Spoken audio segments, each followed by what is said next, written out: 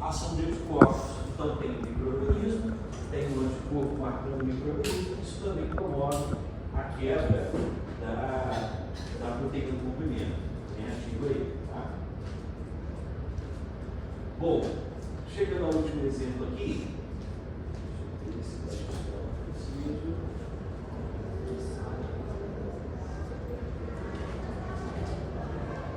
Não vai chegar até a parte já serve o suficiente para a gente discutir. Olha só. Fecha um pouquinho, por favor. O que foi apresentado aqui na animação? Você tem uma molécula proteica circulante que faz parte do seu sistema de imunidade inato, porque você já produz essas proteínas naturalmente, só que elas serão ativadas à medida que você tem necessidade. A ativação nada mais é do que a quebra dessas proteínas e a ação contra os patógenos vai ocorrer à medida que você tem a liberação daqueles fragmentos. Qual o resultado da ativação do complemento para proteção contra patógenos extracelulares? Opsonização, mostrei aqui na animação para vocês a proteína marcando, certo? E também aumento da fagocitose. Então, primeira linha de proteção contra patógenos extracelulares. Pega o exemplo que eu citei. Bactéria que entra no seu corpo, via trato respiratório, trato gastrointestinal, seja qual for. Esse micro-organismo venceu a primeira barreira física, entrou no seu organismo. Qual a linha protetora que eu tenho agora? Ativação do sistema complemento. O que o sistema complemento vai fazer? Opsonizar e intensificar a fagocitose. Ok?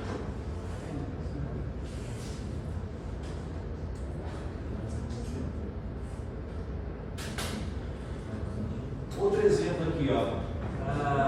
Outra forma de proteger contra as bactérias extracelulares. Aqui a gente precisa lembrar um pouquinho das linhas de produção de anticorpos. Para produzir anticorpos, eu tenho duas regras básicas. Quais são as regras? Ou eu vou depender de estímulo de linfócito T, ou eu não dependo disso. As bactérias têm que tipo de antígeno? Principalmente polissacarídeos. Polissacarídeos quimicamente são açúcares, certo? Se são açúcares, eu tenho produção de anticorpos contra eles T dependente ou T independente? Oi? Se é um açúcar, é T independente.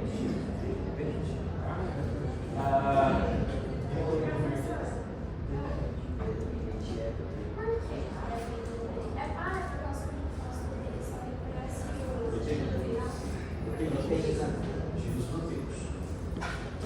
Linfócito T respondeu aos ativos proteicos.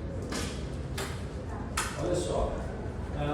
Então nós temos aqui o seguinte: eu vou produzir anticorpos. Esses anticorpos são direcionados tanto contra as estruturas bacterianas, contra também as toxinas que eventualmente são produzidas. Tá? Nesse caso, as toxinas ali, a gente vai falar um pouquinho mais disso, essas são proteínas, aí não tem tanto a produção de PNB. O que eu quero mostrar com esse slide? Nós temos aqui um exemplo que seria a terceira forma de proteção contra patógenos extracelulares. Qual que é a terceira forma de proteção? A produção de anticorpos, principalmente anticorpos T independentes. Por quê? Porque a estrutura celular é muito rica em polissacarídeos e eu vou produzir anticorpos contra essas estruturas. Ficou claro para todo mundo? Eu vou produzir anticorpos de forma independente, porque isso é comum para as bactérias. É a terceira forma de proteção contra patógenos extracelulares. Ok? Aqui tem uma outra palavrinha que a gente vai lembrar. Esse micro-organismo que é rico em polissacarídeos, ele tem uma característica, ele é um micro-organismo encapsulado. O que é uma cápsula? Ele vai envolver patógeno. Ele está envolvido no micro-organismo, certo? Esse micro-organismo que está envolvido aqui nessa cápsula, ele vai ser alvo, então, dessa imunidade humoral. Então, quando eu falo em patógenos ricos em polissacarídeos, eu estou falando de patógenos capsulados. Estou falando de patógenos que que vão ser combatidos, principalmente com a legitimidade moral. Ok?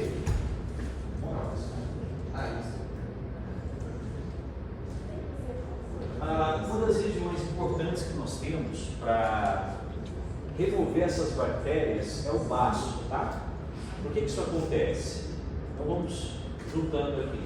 As bactérias são marcadas, esses micro-organismos, eles podem ser opsonizados, né, que seria essa marcação, e aí eles vão circular, eles precisam ser removidos.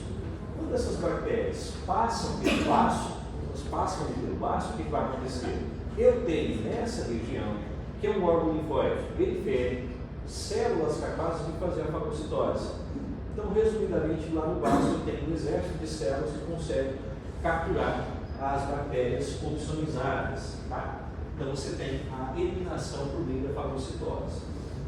Em vários processos que acontecem com o nosso corpo, às vezes você tem que passar por remoção do baço, remoção cirúrgica. Um acidente traumático, por exemplo, uma doença que o indivíduo tenha, por exemplo, uma anemia falciforme. Então, existem doenças que, de alguma forma, o baço é comprometido, ele precisa ser removido. Tá? Aqui eu coloquei os exemplos, né? Que tipo de remoção cirúrgica você vai precisar fazer? Traumatismo, né? Então, é comum você pegar um prontuário de um paciente que sofreu lá um acidente de moto, sofreu algum outro tipo de acidente de trânsito. Durante os procedimentos iniciais, ele vai lá para, às vezes, evitar uma hemorragia interna, né? Ele acaba perdendo o baço. Vocês vão ver o termo, muitas vezes, explosão esplênica. O que significa isso? O baço ali sofre trauma. Então, ele tem um dano, isso coloca o indivíduo em risco, e aí, durante os procedimentos iniciais, é feita essa cirurgia. Distúrbios hematológicos.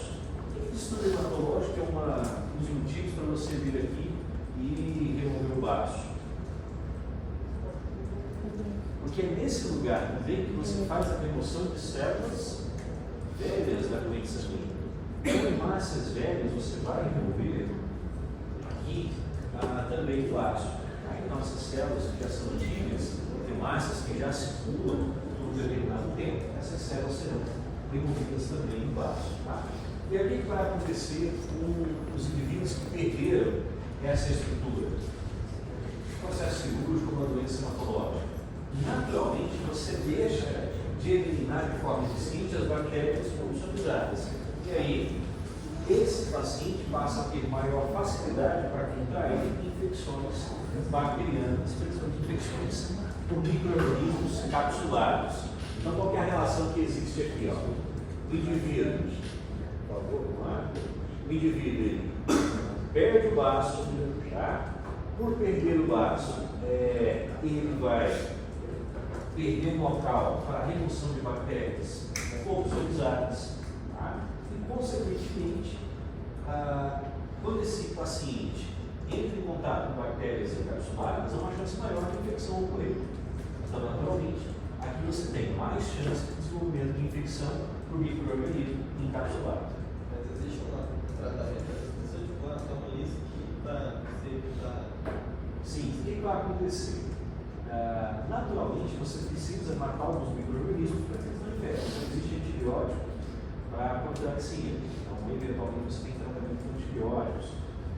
Você tem uma série de regras que são adotadas para esse paciente para que ele não se exponha como as outras pessoas que não têm essa vulnerabilidade. Dúvidas até aqui, galera? Não?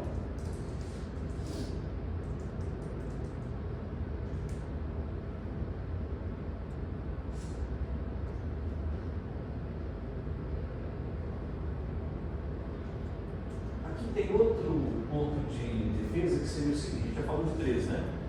Então eu falei, o sistema complemento, a fagocitose e o terceiro é imunidade moral, certo?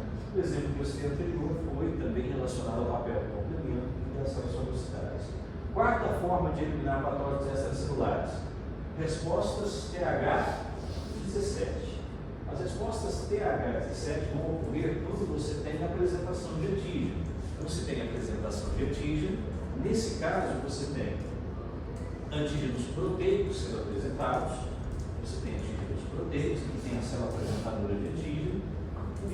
TCD4 vive e a ativação desse linfócito. Quando eu passo a ter um linfócito efetor, o que nós vamos encontrar aqui? Células da subpopulação TH17. Essas células da subpopulação TH17 têm como característica fazer o recrutamento de neutrófilos e monócitos. Monócitos são precursores de macrófagos. Neutrófilos são células fagocitárias. Então, o que eu tenho? Eu posso produzir anticorpos contra antígenos polissacarídicos, eu posso produzir uma resposta a partir do sistema complemento, eu já tenho fagócitos que reconhecem isso no laço, e eu também posso ter imunidade a partir dos linfócitos TCD4, desencadeando aqui a produção de células efetoras TH17. Então, quando a gente for relacionar as linhas de defesa, toda vez que nós falarmos em patógenos extracelulares, eu tenho resposta TH17. E por que disso? O antígeno proteico, a apresentação desse antígeno e depois as consequências da produção das células TH17. Ok?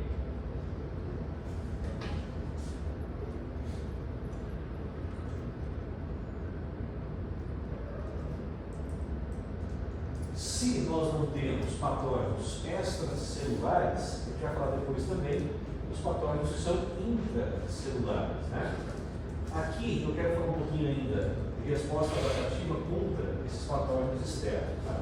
Então você tem um micro-organismo, ele tem, como qualquer outro ser vivo, uma variedade de antígenos proteicos. Esses antígenos proteicos são capturados por APCs, então uma célula apresentadora de antígeno faz a fagocitose ali, processa o antígeno e leva para uma célula TCD4.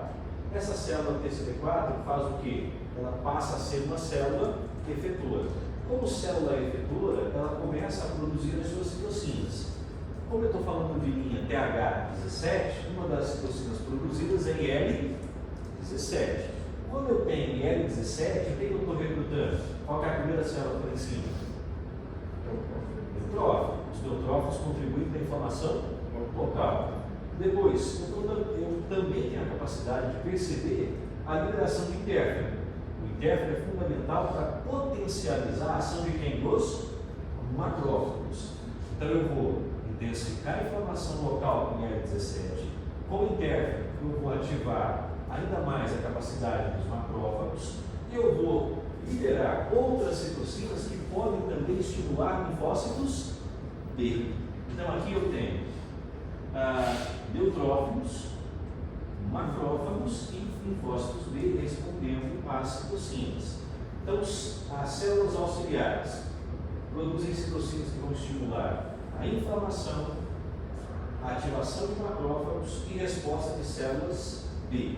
Tá? As citocinas envolvidas aqui seriam as principais, IL-17 e produção de interferon, ok?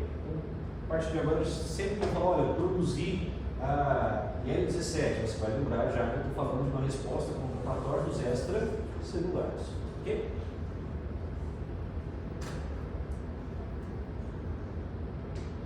Dúvidas até aqui? Você vai no final. Nossa, você vai gravando sozinho aqui, tá? Tá, acho que tá.